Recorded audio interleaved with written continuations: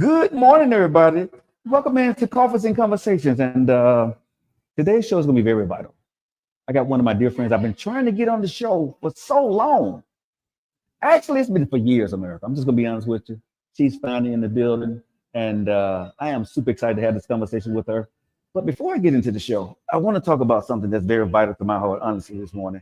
I started the show almost 2 years ago, and I want to talk to people right now because I really appreciate the love that you guys have shown for this show. And we're going through a lot of things in this country. I'm not doing politics, but what I want to tell y'all is that I love you. No matter what you believe, no matter what side of the fence is on, I love you. Thank you for watching this show. And let me tell you something, a cup of coffee and sitting down having a cup of coffee, having a conversation can change a lot of things with a lot of people, right? And this is why I thank y'all so much. Week after week after week, y'all grab y'all coffee, y'all talk to y'all friends, y'all talk with us, and you reach out to us throughout the week, and I appreciate you guys for that.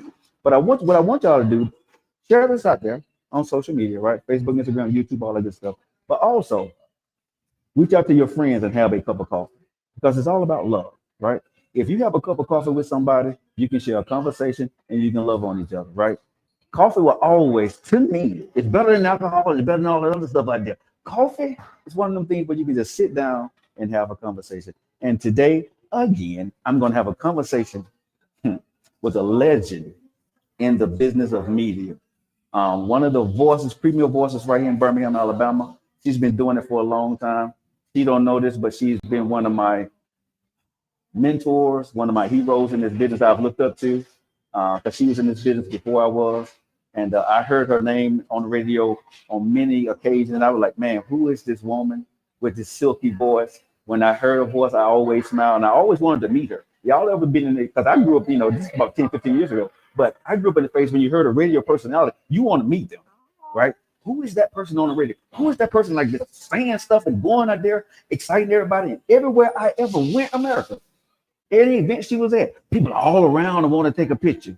I never really got a chance to get a picture with her until later on in life, but now I get a chance to sit down and I can actually call Dana, later Lady Wu, my friend. She's in the building. How you doing, Lady Wu? I'm really good. I'm really good. I'm really good. I was already there, but I'm really good now. Thank you. Welcome to Coffees and Conversations. Thank you for having me. How you doing this morning? All is well. Today's a great day. Now I have to. Now was I lying to the people when I said that I have been trying to get you for? Don't be looking into the left and to the right, man. How long I've been trying to get you on one of my shows? Be honest. It's been a while. Years. I don't know. I don't know. It's been a while. Oh my goodness. But I want to thank you so much because but honestly, I do understand you're always busy. You're in high demand because of who you are, right? And I always give my guests flowers. Thank you so much before we get into this interview for all you have done for the city, for how hard you work and you put it out there each and every time you do something, you put it out there. Thank you so much for the coffee. And this is for the coffee pot, one of the finest coffee. And can you give us a glass of water? All right, thank you. Let me sip mine. How's the what you get, cocoa or coffee? I tried something new. I do coffee when coffee needs to be done. Right. You said it's coffee and conversation. So I did a vanilla something. A vanilla something. How's it taste? It's really good. It's really good. It filled to the brim. It was good. What is that? That's my salted butterscotch. Thank you so much. Oh, thank you. So, where do we start with this? I want to go here first. Lady Wu, where did that come from? So, when I first got in radio, I was the Wu, and I was that all along. So my daddy is Woody. Our last name is Woodruff. Okay. So when he was in school, they called him Woody. Okay. So quite naturally, we keep going down. I have two brothers. So my oldest brother, he took up Wood. He dropped off the Y. So then here I come in the middle. I drop off the D. So it's Wu. Oh. Right? So my youngest brother should be Whoa. But he wants to be Wu too. So we share Wu. But however, Lady Wu, I was your local Lady Wu because I was all things Birmingham. But I dropped and it came from the homie Jay. Easy. So he started your local lady. But I was the Wu. Okay. That was one of my first questions. Like I had no idea where it has stuck, but where did Wu come from? Got it. It's really a part of my name. Wow. I thought it was something completely, but it makes sense when you said that. let's go here. Because I don't honestly, I've known her for years, but I really don't know Dana at all. So let's start here. Were you born in Birmingham, Alabama? I was born in Birmingham, Alabama, at Cooper Green Hospital Okay. on October 10th. Okay. What you trying to say? Your birthday coming up? It's on the way. So I better get you a person or something. Okay. Okay. Y'all see how that happened? Okay. Got it. Wow. October Got 10th. Let's make sure. Nephew put it on our calendar. Make sure that I do something for Woo on her birthday. There you go. Y'all getting on my nerve with this. This is supposed to be a show about conversations and coffee, not me spending more money. But okay, I got you, babe. I'm gonna take care of you. All right. Now back to the interview. Brothers and sisters, how many? Two brothers. One that is 3.5 years older, one that is 3.5 years younger. Mm-hmm. I'm the oldest. Okay, how does that? I'm the oldest. Because I mean, I run it. I always have. Like that's kind of what we do. And as a sister, that's been my role. So my youngest brother and I were always in our home together, like always together. My oldest brother, in and out, but very much present. And I still run it. Okay. Yes. Mom and daddy? They are very much present. Most people know my parents is my plus one. Okay. They are very active on their own, but very supportive. They are my number one fans. My dad's a pastor and my mom's a retired social worker. Okay. So a lot of who I am is because of who they are. Wow. So growing up in school, who was Dana? Good grades, getting in trouble. And I always ask, especially media personalities, what was your grade in conduct in school? Well, I was the same. I was exactly how I am now as a child. I always knew what I wanted to do. So I was always writing and creating productions and stuff in my head, not knowing then what to call that. So my grades, English, top tier. Math, absolute pits of hell. They were at the bottom. If I could make an F, I made the lowest one. I didn't get it. Right. So dyscalculia, a lot of people don't know what that is. Mm-hmm. You know what dyslexia is, but dyscalculia, when I see numbers and equations. You call it, what is it called? Dyscalculia. Dyscalculia? And some people say dyscalculia. That doesn't make sense. Dyscalculia. Okay. So I remember third grade trying to learn timetables, multiplication tables with lima beans in Miss Harris's class. That was traumatic. It wasn't traumatic as it was happening, but now that I look back, I'm like, that was crazy. So she was teaching my classmates she was teaching them because I wasn't getting it, but she was teaching us how to use the lima beans to prove the timetable, the multiplication table. Baby, I was just creating diagrams with the lima. I didn't get it. So she called a parent-teacher conference for my parents to come in so that she could talk to them about how this wasn't connecting. Mm-hmm. I still don't even know what came from the parent-teacher conference. So I tutoring, programs, workbooks, all of that. It didn't connect. Didn't click. Did not connect. But my grade, other than that grade, amazing. So how did your parents accept that when you was in school? They accepted everything about me always. Wow. Always. Now looking back, I should have been at Sylvan Learning Center somewhere, but the resources were different then. Right, the idea of what was really happening was different. But I remember going to tutoring in the Fairfield projects at the Housing Authority. I went there. I remember tutoring here, tutoring there. After, all of these different things. They tried to make it make sense. It just didn't. It didn't, but they still supported me and worked with me through it.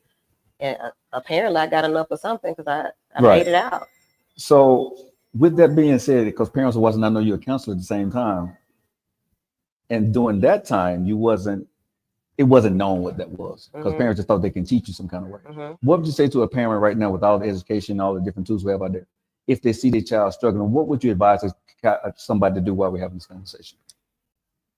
The conversation is not so limited now. Like, I don't know, third grade, early 90s, I don't know what the conversations were as far as girls were concerned. Mm-hmm. I remember my classmates going to the office to take medicine and calming down after lunch. Really? I remember that. Okay. I can call them by name, but I remember that. Okay. As for girls, you just kind of go, just go with the flow. So now I would say when you see a daughter, or when for me, it was very creative, very creative. That's the best word I got for it. Like in my head, it was always something else that was being created. It was not this if I wasn't interested in it. So if you see lack of interest, if you see,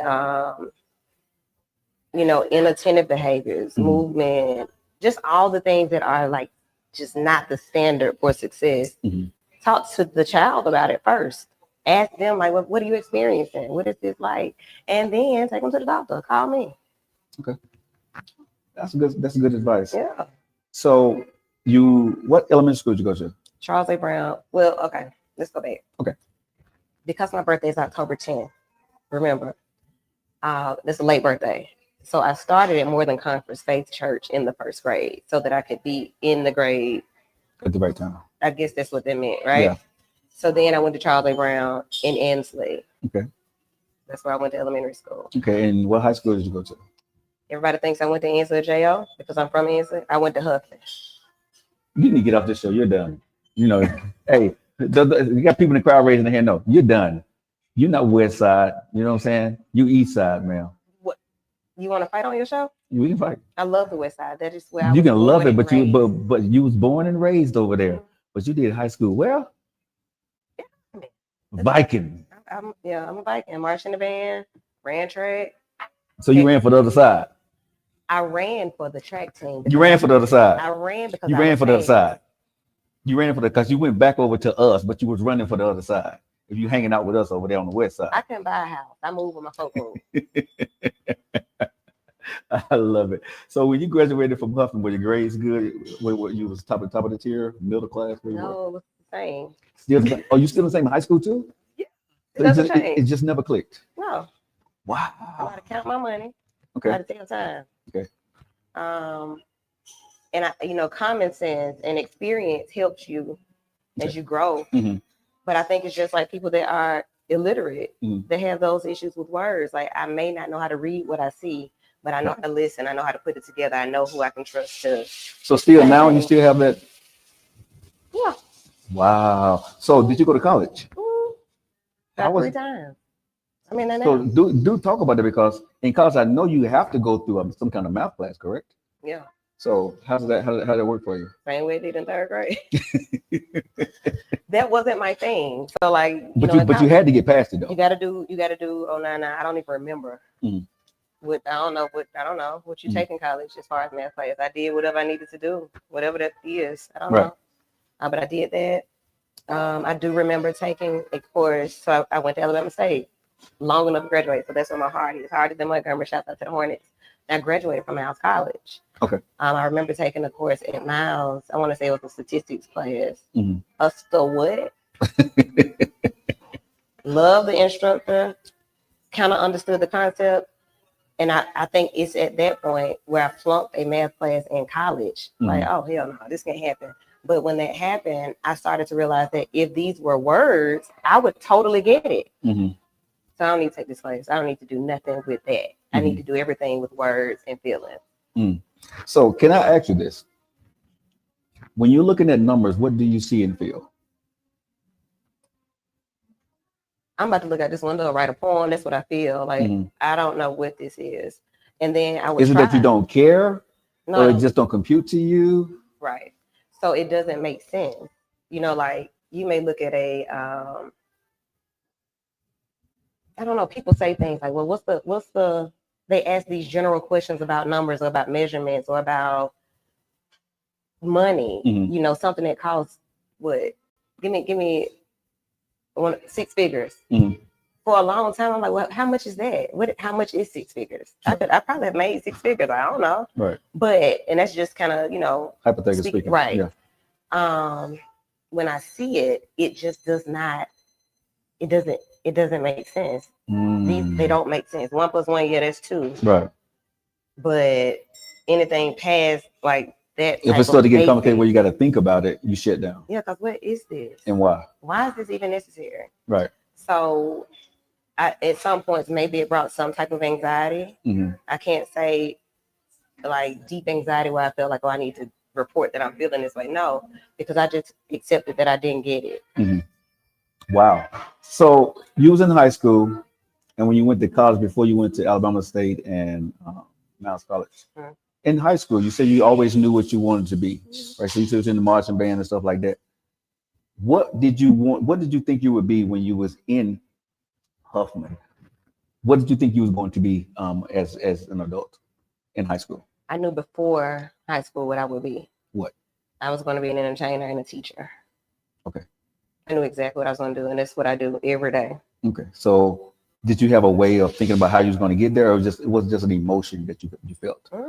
I knew I was doing it. I was already writing plays. I was already singing. I was out teaching the stuffed animals, making my brother be in class, making the family. Hey, I made this program. This your part. This your part. This your part. That was it. It was always that. And so, what did you major in college? So undergrad, radio, TV broadcasting that was it. I knew that that's what I was going to do. So that was that. I got my master's degree in education, and I'm working on a doctorate in leadership, organizational leadership. Okay. Oh, you're still in school? Still in school. Go ahead, girl. Look at you. So when I get in that next math class,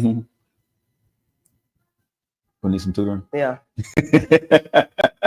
But you know something? Yeah. I've never heard anybody really articulate it and break it down the way you have. And I thank you for being open about that, because a lot of people be embarrassed to talk about, even now as an adult. Man, listen, I still don't get it.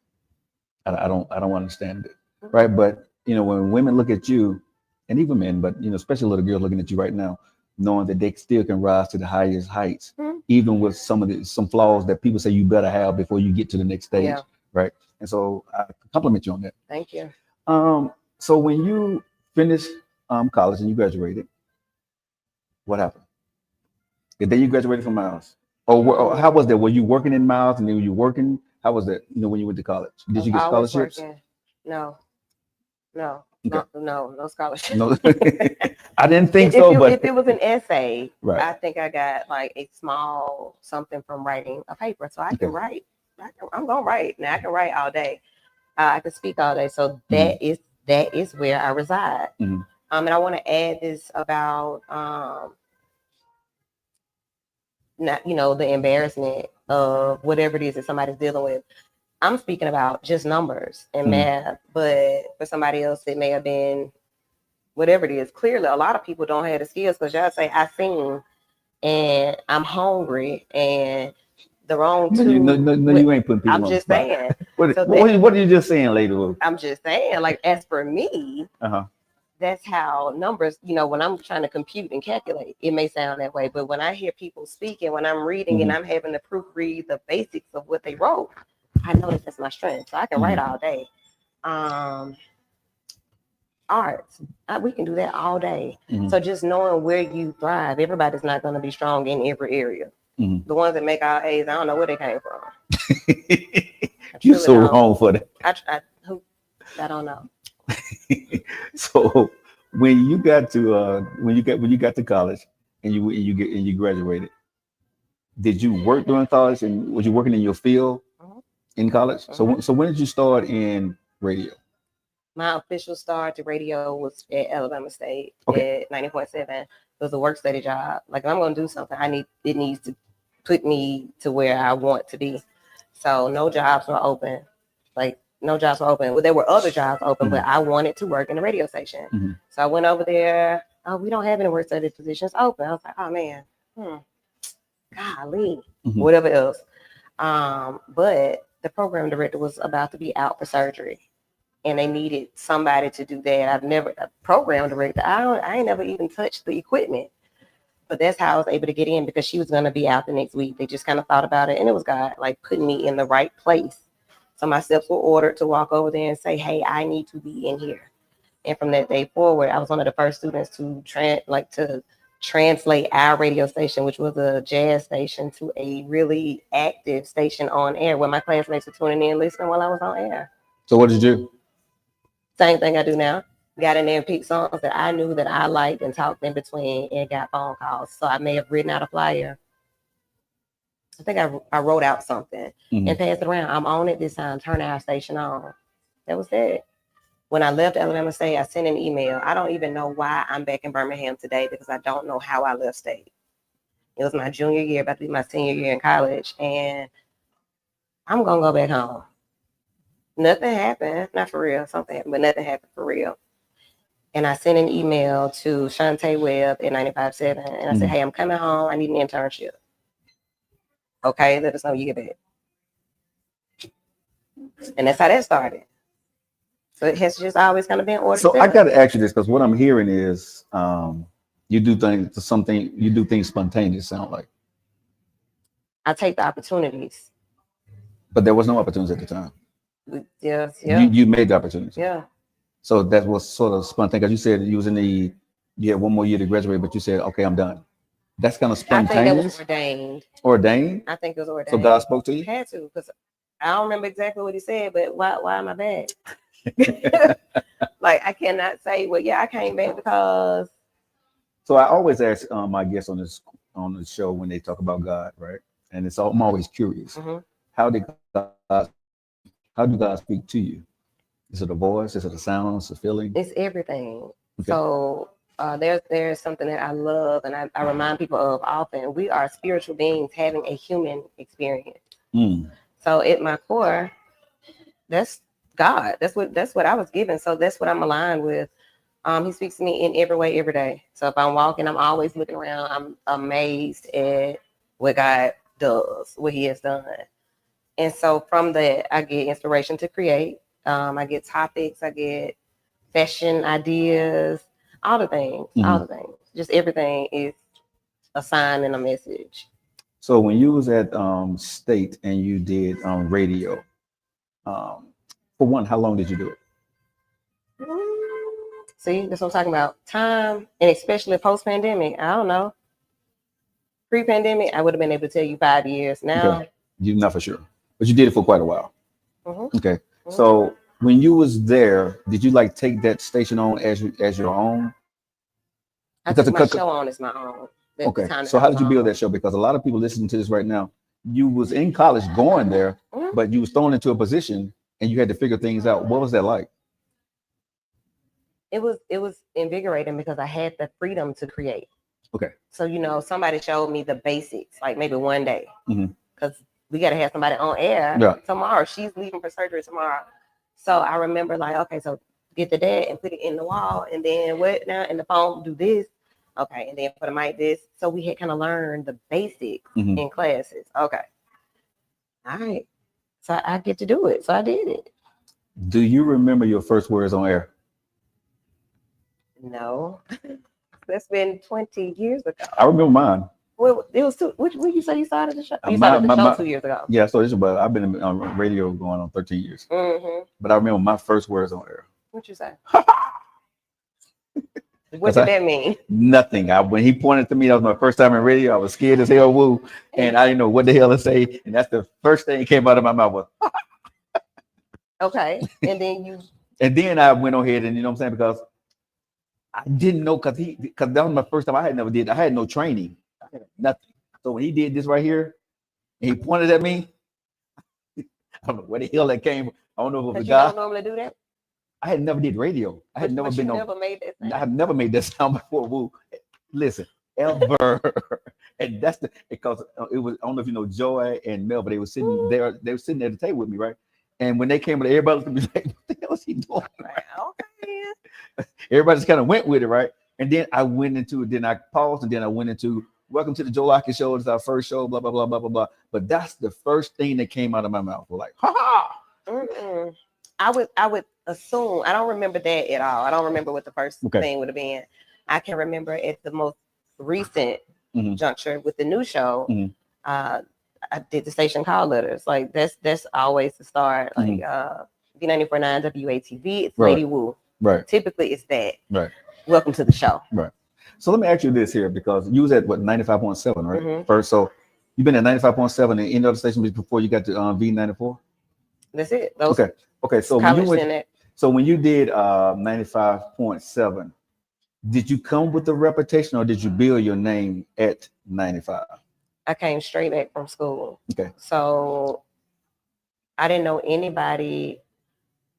I didn't really know anybody in that way. So I came there to build. So I started off as an intern in promotions. Okay.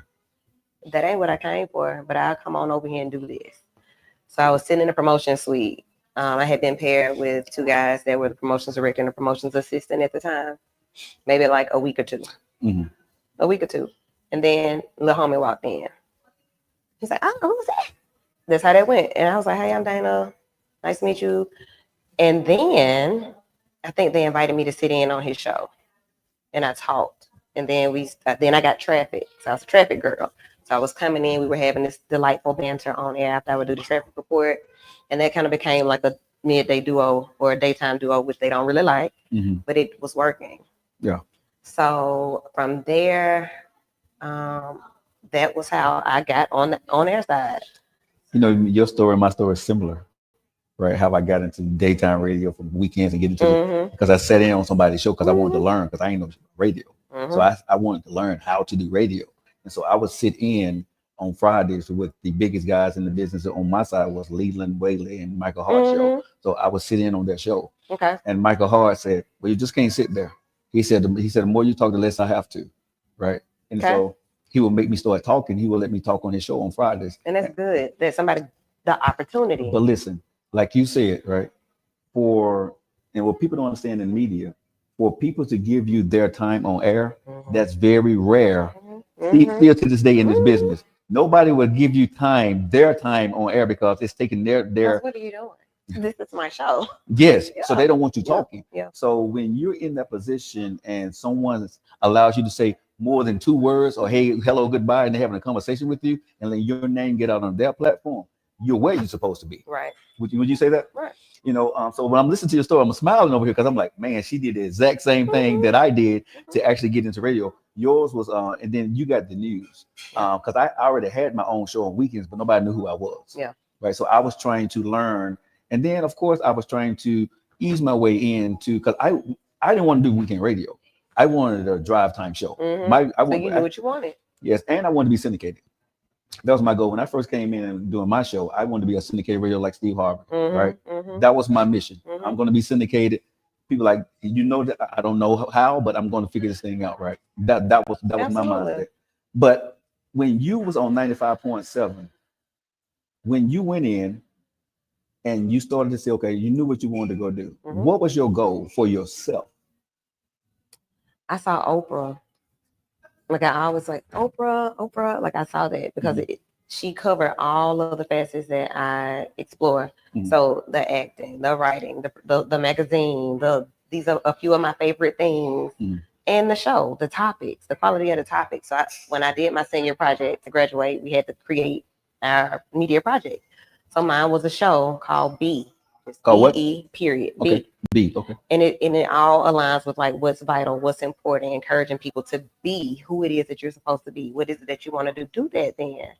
So I walked around campus interviewing people, edited the sound bit, you know, like all the work, did the work on it. And that's what I wanted. So my idea for me was to have a show like Oprah Winfrey's that mirrored Howard Stern meets 106 in Park. So I knew that that's what I wanted to create. And that's what it's been. It's music and entertainment, but it's definitely infotainment, education, exposure, culture, and then taboo topics. And you can see me and hear me. So that's what I wanted. You want this your story too? It was in the building, y'all.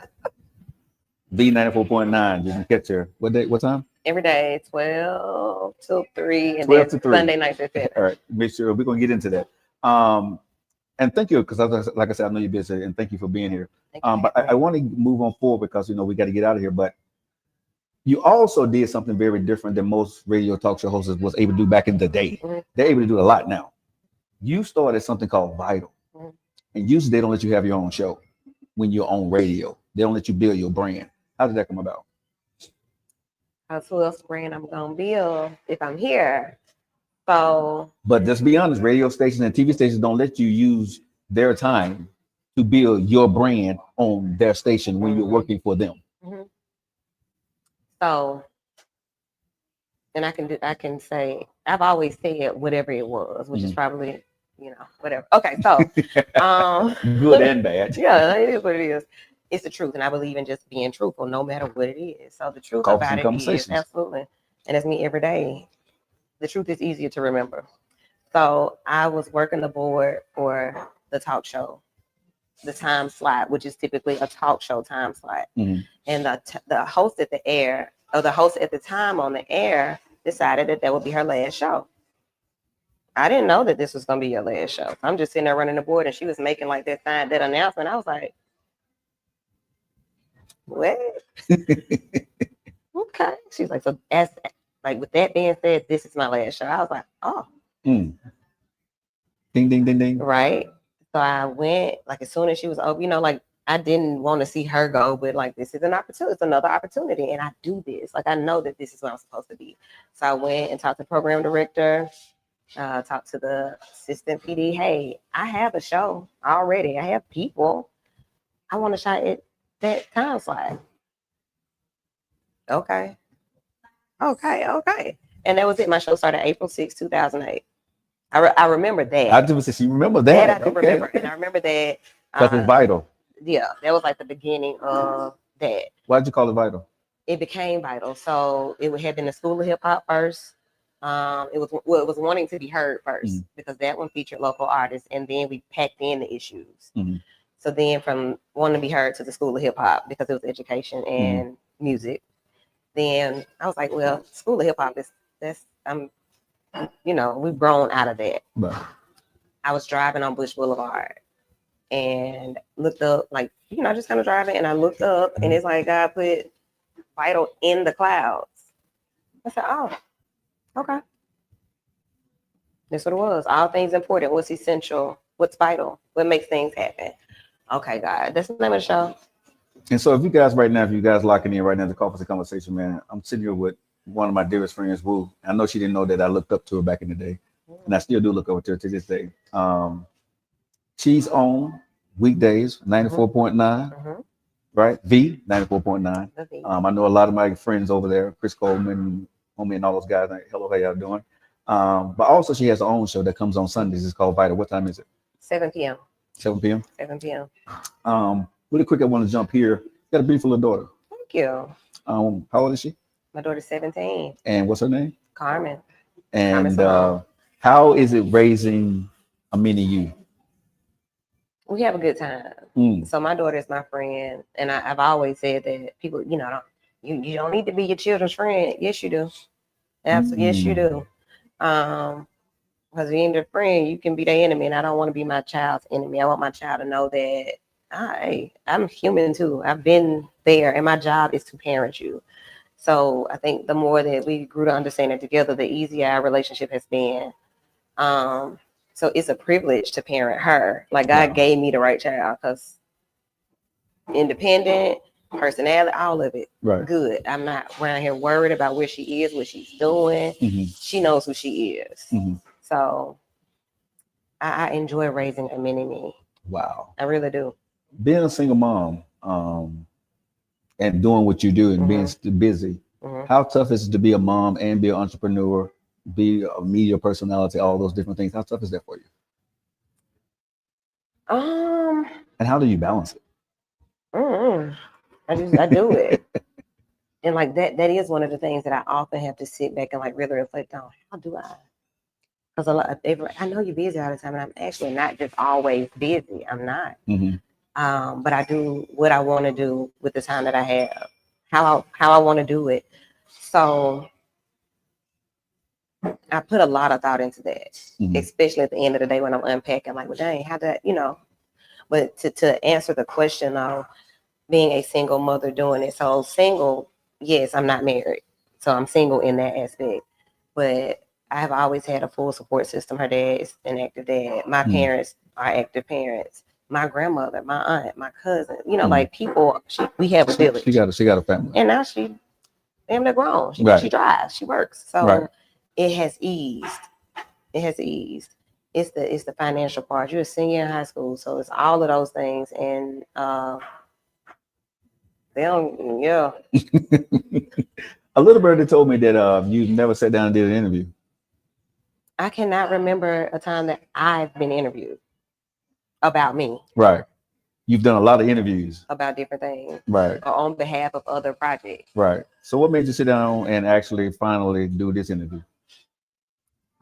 because like you said, you've been asking for years, and the space that we were in allowed me to be like I felt like I was at a point where I will do that. Mhm. I didn't want to get on somebody else's platform talking about me. Mhm. That was kind of how I felt about it back then.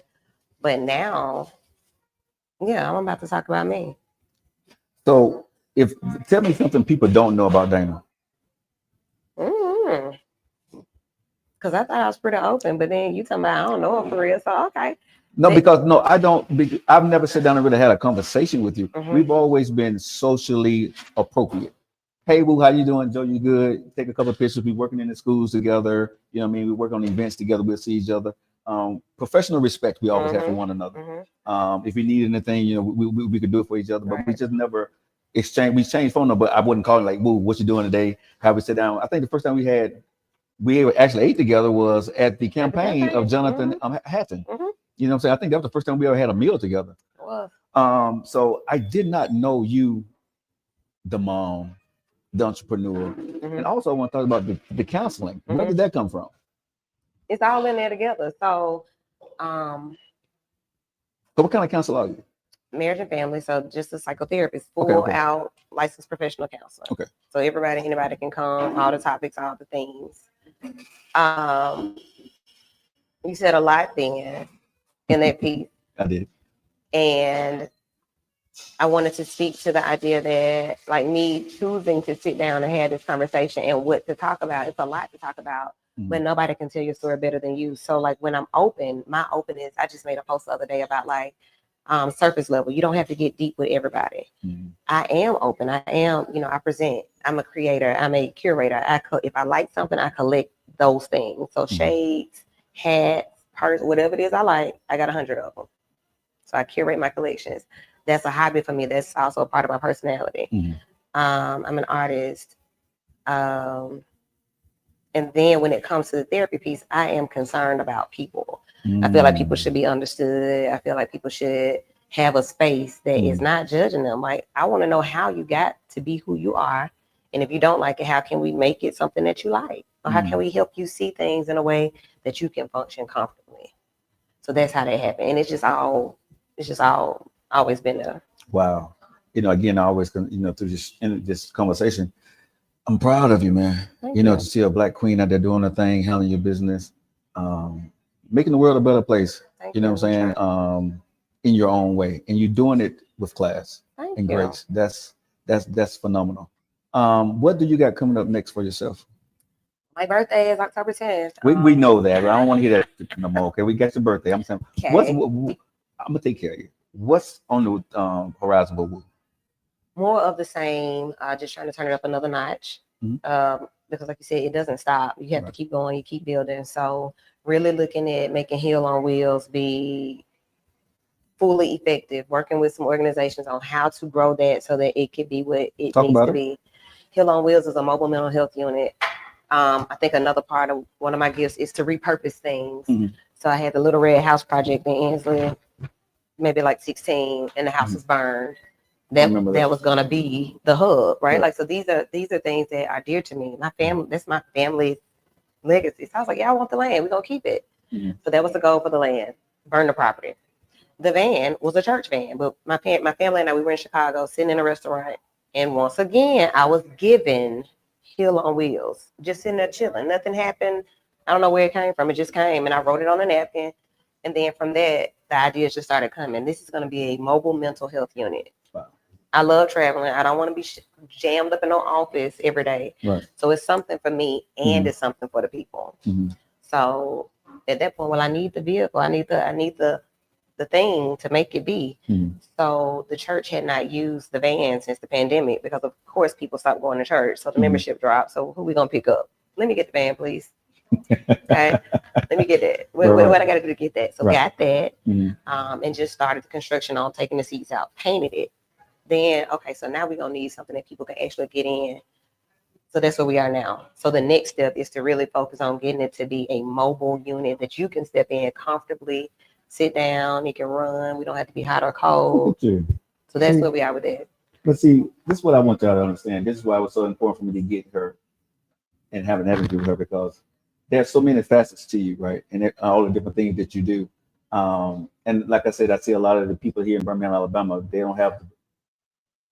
we don't get our flowers the way we should, right? And shout out to Courtney French and Chris Coleman at V94.9 for everything they're doing. Yeah. They took a lot of the people when the big radio stations were downsizing, or how we want to call that, doing their thing. They put the voices back on air. Yeah. And shout out to Gary at WJLD for doing this thing out there also, right? I see all out there, right? I watch people, but I'm proud to see that we are actually, as you would say, curating our own and making sure that our voices are still being heard. Absolutely. If you guys are listening to this show right now, make sure you share the video out there, share the podcast out there on any other platform, but make sure you lock it into V94.9, not just at Woo's time, but lock it in. Yeah, Okay? thank you. WJLD, lock it in, right? All those other stations, I got you, but y'all ain't talking to me like that. But I'm talking about for us, for what we do. For us, and that's right? important. Like for us to be able to be, to get the bigger picture, like not competition, but community. What I'm gonna say to 98.7, 95.7, right? Great talent all around. Love them. Love bringing them up to the shows too, right? But here's the thing I would say for everybody: we all got to find ways, and we always have work back channels, Absolutely, right? And network. We don't hate anybody, but because in radio you don't understand this because they don't want you working together. They don't want you working together, right?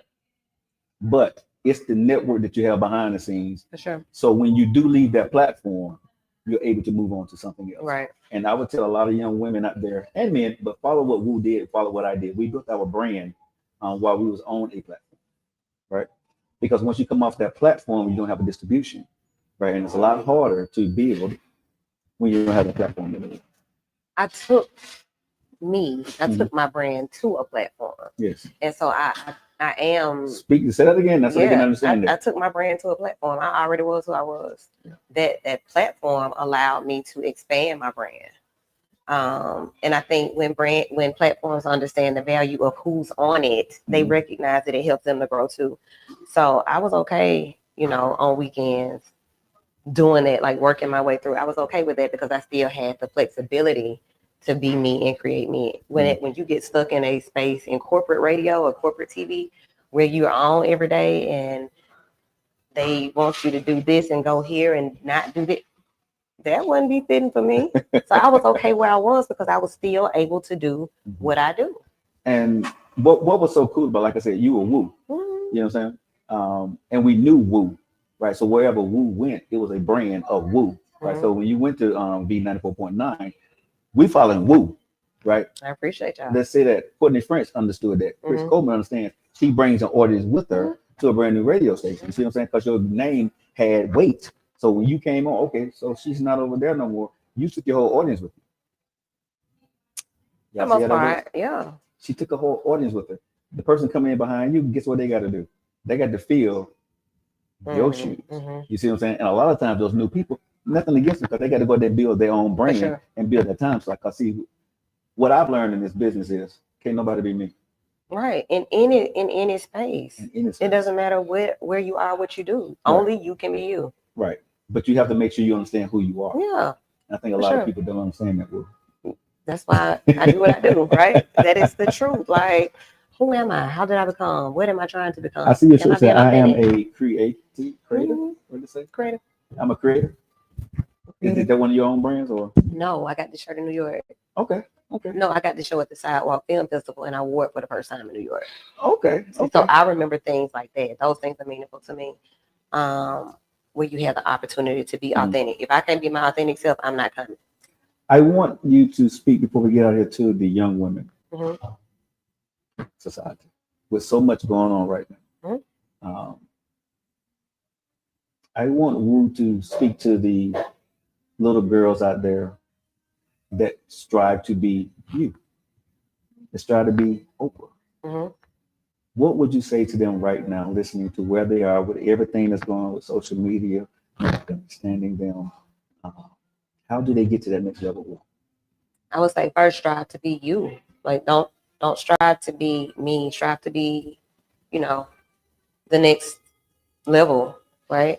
Like whatever gifts you have, cultivate those gifts. Make sure that you are aware of who you are and what you have. You have everything you need to be whatever you want to be. You may not know the right people yet, but you have it. And I think that's always a hurdle for people that want to get into an entertainment industry. Like either you just so happen into it or you know somebody. But if you have the gifts, you just need to get those gifts presented to the right space. So keep going. Don't be distracted. And when I say don't be distracted by no boys, by no men, by no money. Like stay on target. Stay on target and know when things make sense and when they don't. I shouldn't have to flirt with you or play with you to be able to express myself or show you my gifts. Like, no, I come with skill. I don't want to date you. I don't want, so we have to learn that as women. It's a lot of obstacles when it comes to being objectified and subjected to BS. I don't have to tolerate that. And Yes, so I ma'am. want girls and women to know that. Be you, take your skills, and if that ain't enough, that ain't the place for you. Mhm. All right. Mhm. So what people don't realize is she's about to go on radio in a few minutes. So go ahead and tell people where to find you. Go do this for me. Can you please do this for me? Woo. What? Go ahead and introduce your show. Like you get ready. Come on. You get ready to do it in a few minutes. Can you go ahead and introduce your show and tell them where to go find you right now? In your Lady Woo voice. Do it. This is the Lady Woo voice. So I may say today, hey, it's Woo Wednesday. What it do? Last night was Taco Tuesday, and we had tequila. So I'm just getting up off of that. And them tacos had me full, but it's time to get to some good music and a lot of talk topics on this Woo Wednesday. That's probably what I would do. Call us. Can you call us and the telephone number? You able to do all that? Yeah. It's B949 WATB. And if you want to hit me up, 994-8949. Or you can always hit me on my social media at Watch Woo Work. Watch Woo Work. Call for the conversation, baby. You know how we feel about you. We love to see you guys next week. Thank you.